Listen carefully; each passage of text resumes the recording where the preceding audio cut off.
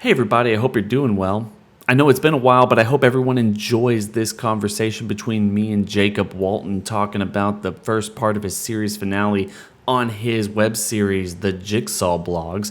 If you haven't checked that out yet, please make sure to go check it out. Link in the description section below. Hope everyone enjoys. What's up, Jacob? It's been a very long time, but I've kind of dropped off YouTube for the vast majority of the last couple of years. You know, life just gets in the way. I totally get that, man. Life gets in the way. Like, say, I'm back at school full time right now. I'm in coaching season, but I've really been able to put in a lot of hours this past summer, and I was able to get the season finale wrapped up, going on to year 4 of the show. And I'll tell you what, man, based off the responses I've gotten so far, I'm generally excited with how well it's been received, and I can't wait to keep working on part 2 and working on part 3 and just see where this series takes us. Yeah. I mean, especially with after I watched the episode, I think the first thing I told you was blown away, 7 minutes applause, just like in my own room. Like, oh my gosh, I love where you're going with this. And I love especially the ending. I mean, we're going to get to the ending. We're going to talk about how the implications of not only the people that you're bringing back, but also what you're trying to do within the broader SAW universe. I think that's really interesting. I think the first thing I really want to talk about is kind of the breakdown of the relaunch of the Jigsaw Rules website and the incorporation of all of those different fan films that you've kind of pulled together over the last couple of years that have been made and kind of incorporating them into the broader mythology of the SAW universe. Right. And one of the cool things, I was hoping people actually would catch on to that, because not only would they would see the all the traps that they saw in the final shots of the final minutes of the episode, but they actually were, in fact, SAW fan films that if you just go on YouTube and you type in, and little Easter eggs I did in the video where if you looked in the top left-hand corner of each of the traps, you could see which YouTube user created this trap. It was the name of their channel and the name of the creators who created these fan film traps, and how we incorporate them into this SAW universe and made them canon essentially with our show, but also in the SAW franchise with the use of the Jigsaw Rules website. I'm hoping people catch on to that, but that was completely the intent, where people were to go on YouTube, if they were to go on to jigsawrules.com on the dark web trap sections, then if you by chance made a trap video on YouTube or Venmo or wherever you sent it, then by definition, you could technically consider being canon, because that was the whole point of creating the Disciples of Jigsaw, where it just wasn't one individual, where you heard on the phone Jacob talking to not one person, but 3 people on the phone conversation. And basically that led to him going to the website, and then it gets to the part where Jacob were to log on to the Disciples of Rules Jigsaw Rules website, and then he sees the video message from one of the heads of the Disciples of Jigsaw, and they revealed that every single trap that you see on YouTube that was created by fans could technically consider being canon with the SAW universe. And in hindsight, all the trap submissions that people talked about in the dark web, as I mentioned in the 2017 film Jigsaw, that could have been mentioned with the direction they were going with there. Well, okay, but even on that, do you want to tell everybody, because like I said, especially for someone like me, you, probably some of the other bigger fans of this franchise that have been watching the Jigsaw blogs for the last couple of years, we've seen these fan films kind of pop up on YouTube and other video platforms over. Man, I know you didn't even really scratch the surface there, but there have been fan films and fan traps for well over a decade now, since, the SAW franchise is in its 2nd decade of release this year. Do you want to kind of go into how you decided which fan traps to use and incorporate within that ending? Sure. So essentially, it came with the idea where I try to make it right, where I always try to reach out to the original creators of the videos themselves. So every trap that you see in a video, I have reached out and got confirmation from the creators saying, hey, it's okay to use that. There was tons I wanted to use out there. It's just unfortunate I never did hear back from the ones there, but I made sure it was important because I think there was 5 I used. And I just got the okay from all the people saying, hey, it's okay to go ahead and use our traps, because I actually talked to one individual. He actually made like 3 traps, and I just wound up using one of his videos. And like I say, he was all on board. He says, yeah, it's so cool. And hey, I got another one coming out in a couple months or so that was going to come out at the same time that Saw 11 was going to come out. So they were pretty cool understanding. But as far as which ones go, I try to keep things to where, if this were real, like how would people film this? And like I said, there's traps. I think one was a shear trap, which was a pretty cool trap. The one with the reverse bear trap where he stuck his hands inside the acid, that was actually done by Arnie Patridge, who is one of our fellow producers of the SAW fan film universe. And he actually has another film coming out this Halloween, Rehabilitation 2. So I look forward to seeing what he does there. But that was kind of the idea where, anybody that wanted to create a trap and that was on YouTube is welcome to consider this canon with the franchise and the series.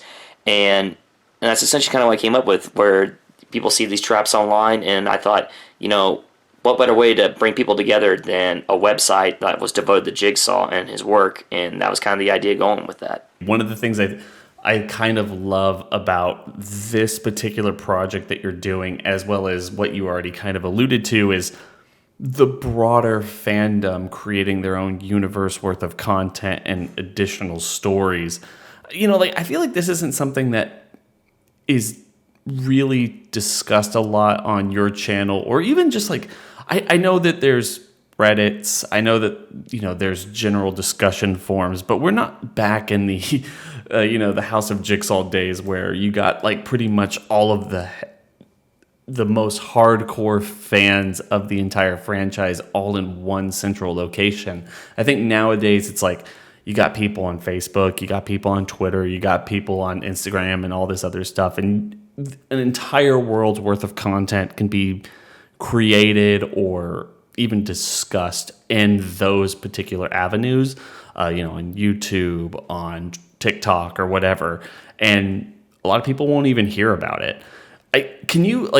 Quite frankly, I know you and I have discussed it. Can you give a little bit more context? Because I'm interested to know exactly what's going on with the broader fandom extended universe of SAW, Jigsaw, Spiral, and the like. Okay, so, I guess the person that really started this whole fan film universe is a gentleman by the name of Christos Arphanis. He's from Europe, and basically he created the film SAW Heritage, which is a Greek film, where if you type in SAW Heritage on YouTube, you could see his video, and in my opinion, he's got the best pig mask out of any of the fan films that we've seen on YouTube. I agree. Just like the posters and the artwork and the cinematography, I think it's the best out of all the fan films that you see out there, with the especially the mask and the details.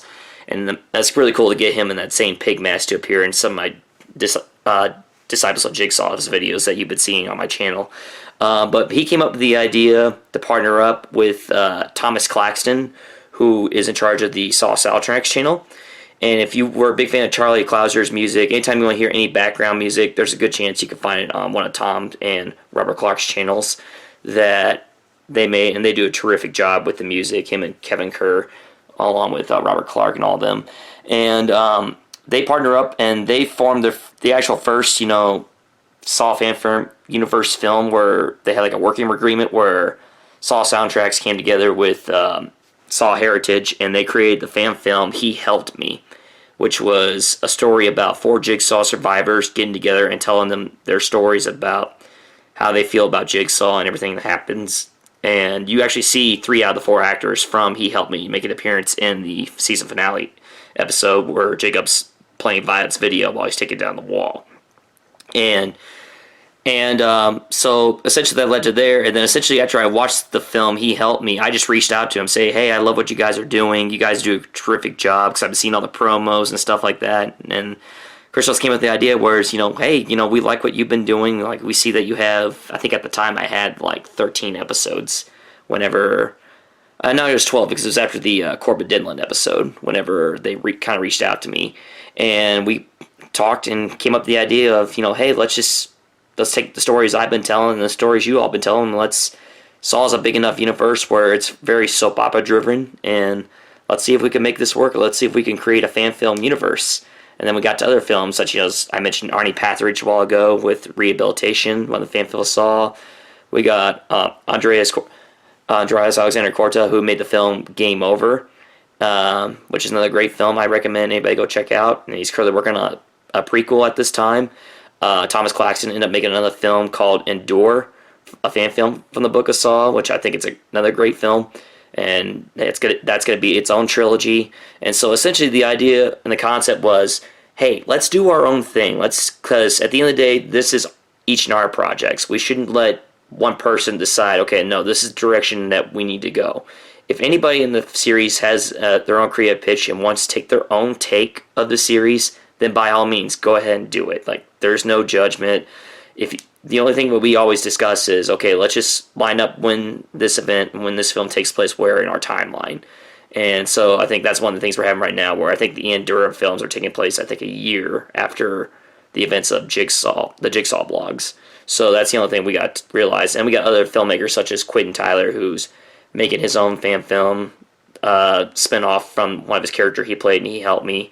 And so we're all getting ideas right now of where each film takes place in the timeline, and we just kind of work around that. And then based off any ideas, any stories we want to tell, we all just pull our heads together and say, okay, how can we make this work?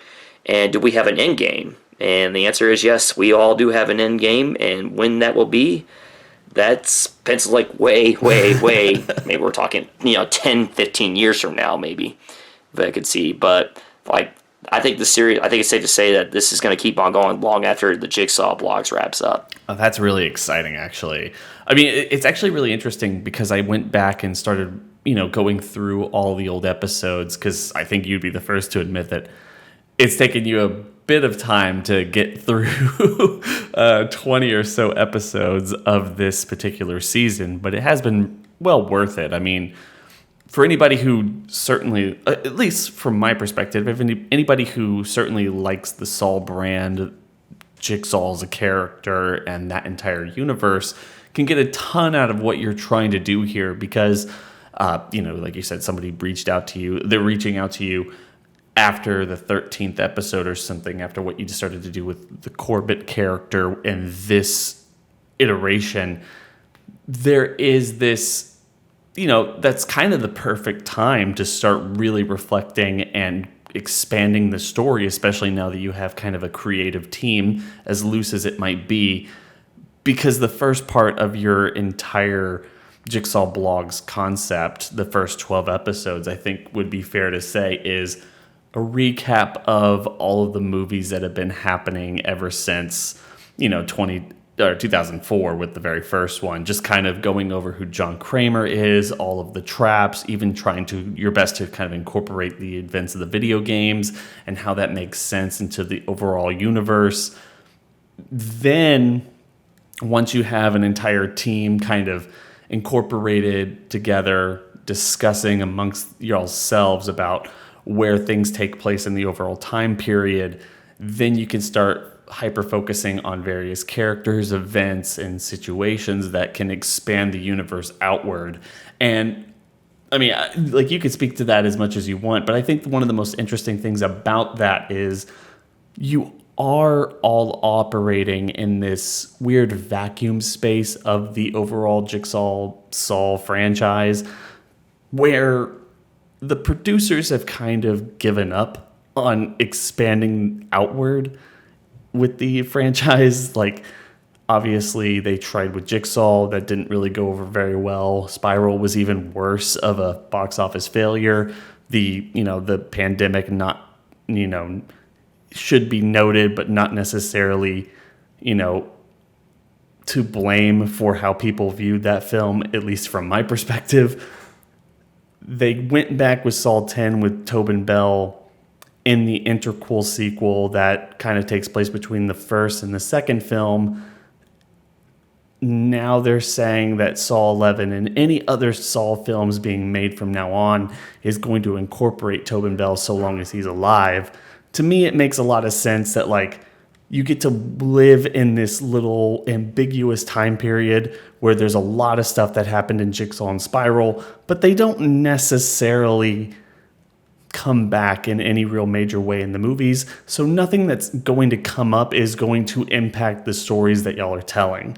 I mean, what can you say about all that? Okay, so going back to the beginning of the series, like the concept of the show, I remember back to the conversation, and I'm sure you can recall this, when we had Josh Stolberg come on our show back in the Josiah Black Charity Drive in 2020, and one of the things that Josh said, and it kind of resonated with me, was always write for the budget that you have, because you can have as many ideas as you want to do, but you got to make sure that you got to write for a budget that you have, and then be realistic in what you have based on, think of what the resources you do have and how you can make this work within your story. So one of the ideas, based off the first episodes I had, was, okay, well, let's just develop, my character, the character of Jacob Walton, which I'll explain right now, that's probably the biggest mistake I made in the entire series, was using my real name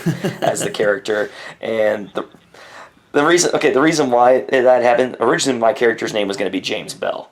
And that was originally going to be the name of my character. But then when I edited the episode in the pilot, it says edited by Jacob Walton. And I realized when I started working on episode 2 and I had episode 1 already uploaded, it had the name Jacob Walton. And I was like, oh crap. Well, I guess I'm playing a more dialed up version of me, I guess. Which is why when I talked to you about episode 3, it's like, hey, I already made the mistake about using my real name. Let's just say, hey, let's just use Mark. How about that? So, because I was already all in at this point. It's like, it's a little meta, but hey, why not? But anyways, so that's kind of what happened. If people wondering, well, why the heck did you use your real name if you're playing a character? That's why it was a mistake, but we decided to go with it. But anyways, then we got to episode 6, after we got done with our episode in episode 3, where Jacob and Mark interact with each other, recounting the events of the 2017 Jigsaw film and all the events that transpired from that. We actually decided to go ahead and what I decided to do the purpose of episodes 6 through 11, let's answer some of the questions that fans had about the series that haven't been answered yet. Like, what happened with this character? What happened with this storyline? What happened to the events of this thing? Are the video games canon?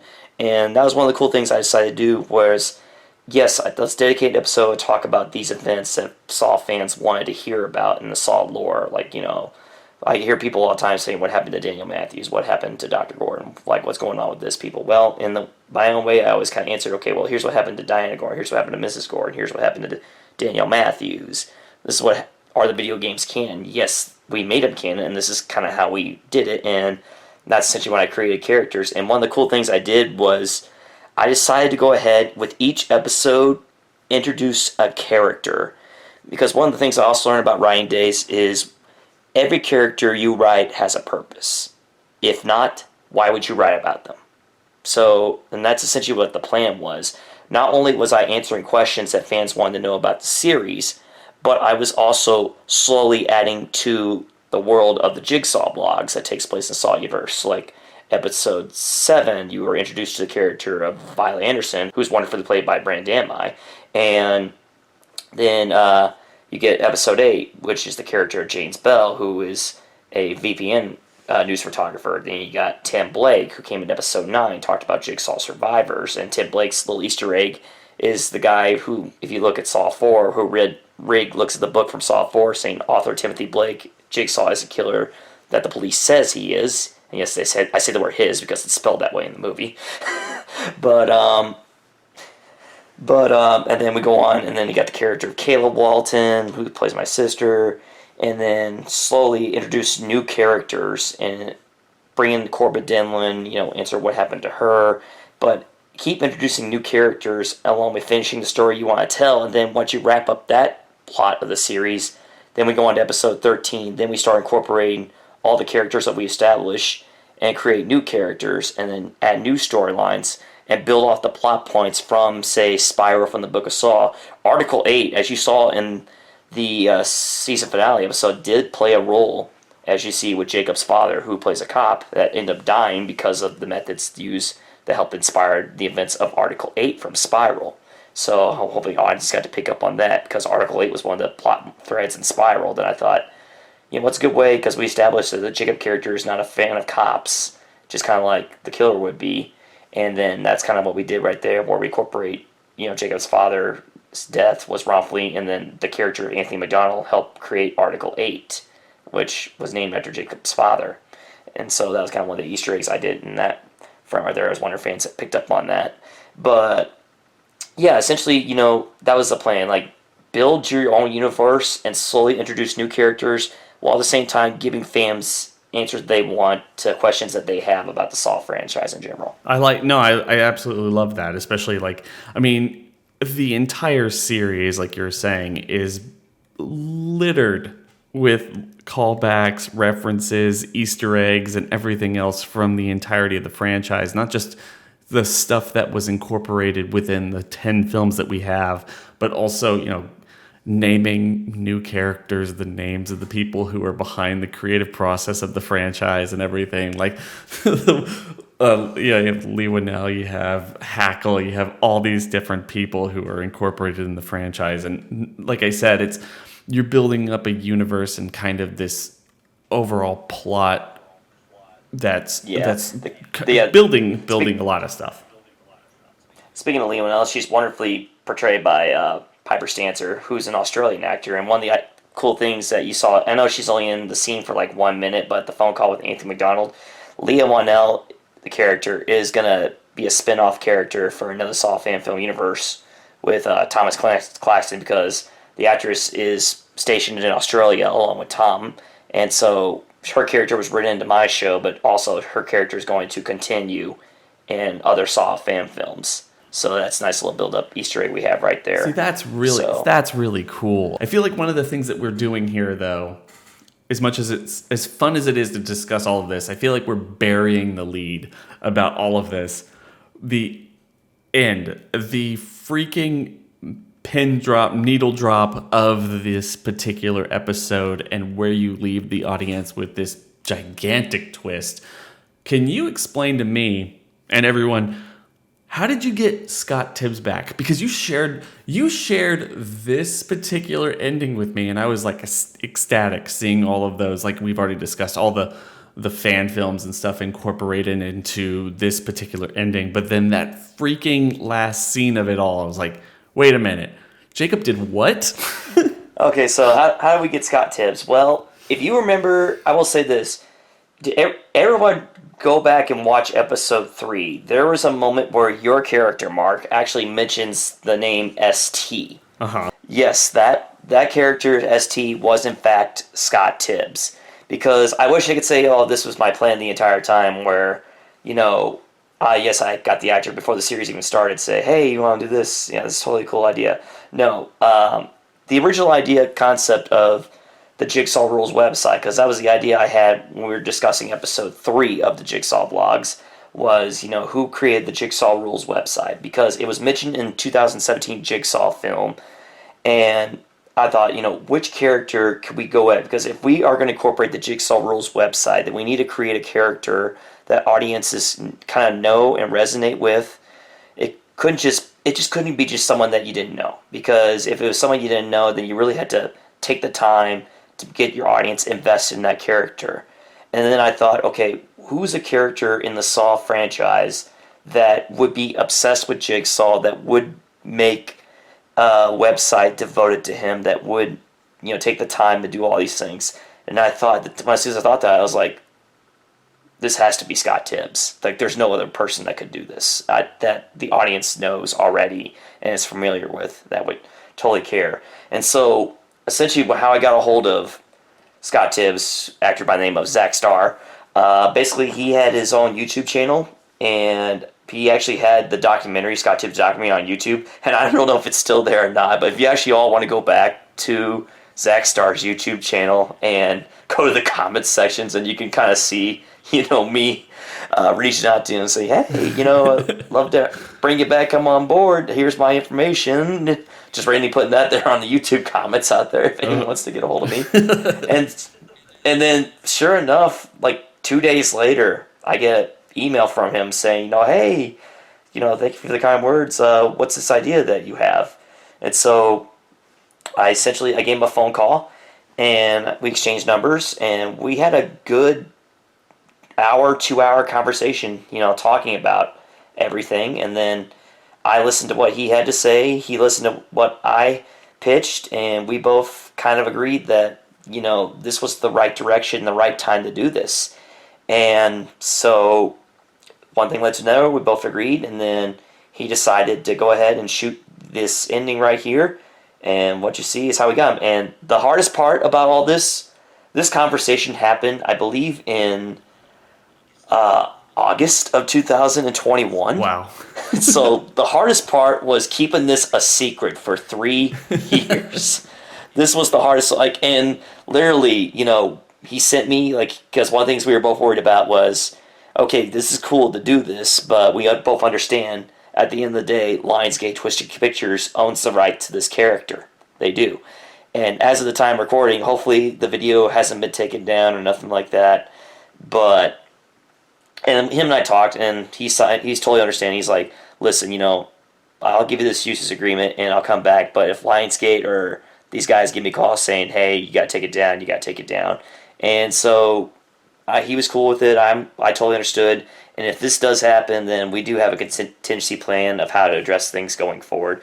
And that's one of the things, too, where we're kind of vague, where I was like, should I say this is Scott Tibbs for legal purposes? Should we say it's him or not? But it could be somebody else. But people, it is Scott Tibbs. He is playing Scott Tibbs. So I think I'm just like you. For the first time he sent me that, I just sat back in awe. I was like, holy shit, Scott Tibbs is back. And regardless of what you all think of the character, just the fact that Zack Starr, nearly, as of now, 15, 18 years later, wanted to come back and still believed in his character and still wanted to do things with it, it's just fantastic. And I think it's just awesome. And literally, I just got off the phone with him today before I got the thing with you, and he's really excited because the time we're recording this, it comes out in about 4 or 5 days from now. And Zach's really looking forward to seeing the reactions to it, because I think people are going to be genuinely surprised. If you're listening to this and watch this video already, you've seen it, and hopefully you've been blown away. And I'm looking forward because, he's not done, people. This is not like a one and done, hey, he's back. No, we actually have a plan for Scott Tibbs. And I think it's safe to say, and I'll give you listeners an exclusive right here, Mark, that part 2 is immediately going to open with that question of, wait, is that Scott Tibbs? What? How? He survived? What's going on? I think your questions will be answered in the first 3 to 4 minutes of part 2. See, that was going to be my follow-up question, is you have to explain how he's still alive, because that was pretty definitive in that little short film they made. So. Yeah. Yeah. But I can say for certain that part 2 will open with the entire video. You saw there was a small snippet at the end of that video, but I think it's safe to say that when you turn into part 2 next year, the first thing you'll see will be Scott Tibbs. Fantastic. I think that's super cool. Literally one of the most exciting things about all of this, although I have to admit that this entire journey, because I've been on the periphery of it, you've been kind of updating me on various things as they go and giving me your ideas of how you want to, explore future episodes in season 1, move into season 2 and everything. But, I could just say, it's been about 3-4 years for you, man. You've just been putting this together slowly on your own time with your own money and everything. And I think the proof is in the pudding. It's a really good episode. It's a really good series so far.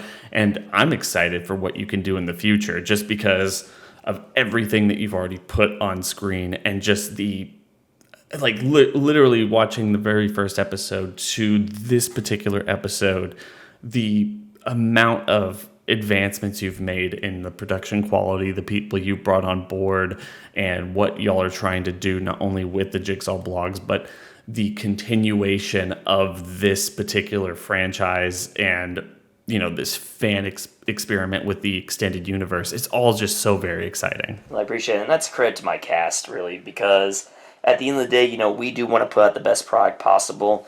As of the time of recording this, I still have 1 or 2 scenes left to film with part 2, but essentially, people, one of the things I just got off an interview yesterday, and one of the people asked me was, hey, when's part 2 coming out? I'm so excited. When's part 2 coming out? And I'm like, guys, at the end of the day, I'm a school teacher for a living in general, and there's a life. Like literally, my job is 7 to 7, like every night, Right. and so not to mention doing this on top, and not to mention doing this on a school teacher salary as well. But I think the last time we filmed was for part 3. We filmed, I think, 2 straight weekends where we filmed like 7 hours a day, and with me and a couple actors. And I give my cast and crew credit that they want to take the time and dedicate, and they want to see this succeed as well. And that's a full credit to all my cast. Like one of the things I was like talked about, especially in the opening sequence that you saw in the movie with myself and the couch in the basement in the opening scene of the video where Jacob's talking. I literally had to call Bryn Danmai, who I can't thank enough. She actually Skyped, or not Skyped, but video Zoomed me and actually had to sit down and watch, because Bryn actually went to acting school and has training at acting, unlike me. And literally, she would just coach me and give me tips. And she would sit there for like 2 hours and watch me monologue and do like the best I could. And essentially, the performance you have, it's all one take. And I think we took like about maybe like almost 15 to 20 takes, and she was just like coaching me through it and trying to get the best performance out of me, because it's hard whenever you're the director, the writer, and the camera maker and everything, and the actor. And that's where you had to put a lot, not only trust in yourself, but you got to put a lot of trust in your crew. And that's a testament to all the people that work together. Like, so I can't thank all of them enough to take time out of their day to make, this is a dream at the end of the day. And I just can't thank everybody enough that wants to take the time out of their day just to help make this project a reality for not just me, but for SAW fans out there. And I do want to iterate that I do want to give the best performance and the best look that I can to make not only myself happy, but give the fans, moments that they won't forget, and make them take time out of their day to watch this show. Because even if, like, say, I don't do this for the views, I don't do this for the money. It's just like something for me and what I would do with the SAW universe. And as of now, I just passed 700 subscribers today. And one of the cool things about it was, I'm learning all the marketing purposes from promoting this video, such as, talking with you, going on podcasts. I just recently got in the mail today an ad from a magazine, and literally my show is in a magazine with several actors, people that you worked with.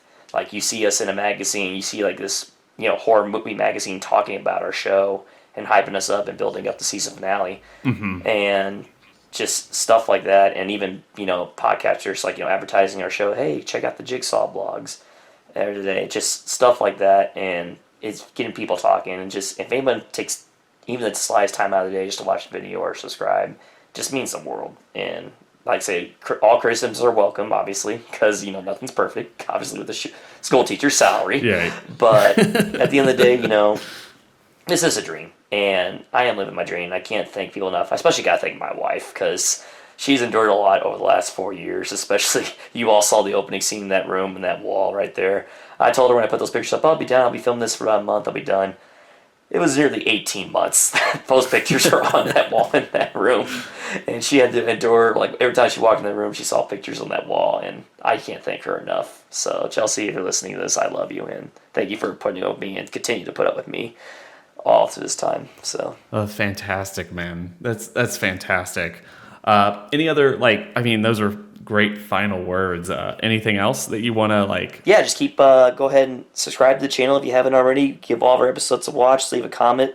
Subscribe. Make YouTube reaction videos if you want. Feel free to leave ideas if you want. Suggestions, storyline ideas, critiques. I'm all for it.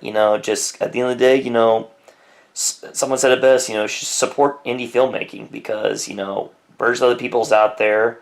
Even if you don't necessarily agree with the decisions make or the content that people put out, people still make time out of their day to create something that they're passionate about and do something. So just support indie filmmaking, support each other in the community. You don't necessarily agree or like everything decision that's made, because I'm sure there'll be decisions that I make with a show that SAW fans will be like, wait, what? What are you doing? Why are you doing this? But in reality, it's just someone's vision at the end of the day. And that's kind of what it is all about. It's just like coming together, people come together and be passionate about their project, even if it is something like SAW, where, you and I are both passionate about this series, and We just want to keep things going, and we want to see it succeed. And seeing new films like that just kind of inspires us to keep going. And that's what I encourage everybody to do. So check us out if you haven't already. Please support us and on Patreon as well if you want to subscribe there for more content. And also, if you want to subscribe to our Patreon page, we do have Sawtober coming back. We have this year Sawtober, I can announce also on the channel, the top 10 best Saw endings. So if you want to check out they're available right now on our Patreon, and check us out and do a countdown list. And Mark, I said, thank you for having me on. I appreciate it so much. It's always a pleasure to talk with you. Love the work you've done, buddy, and continue to do. And look forward to having you back soon as well, buddy, for the show. Oh, yeah, totally. Well, yeah, guys, I hope everyone's has a fantastic day. And yeah, I'm hoping to actually come back and make way more content sometime here in the near future. But I guess that's, TBD for right now. Anyway, yeah. Very nice talking to you too, Jacob. Hope you have a fantastic week and can't wait to see how the video does. Me too, Mark. Thank you so much.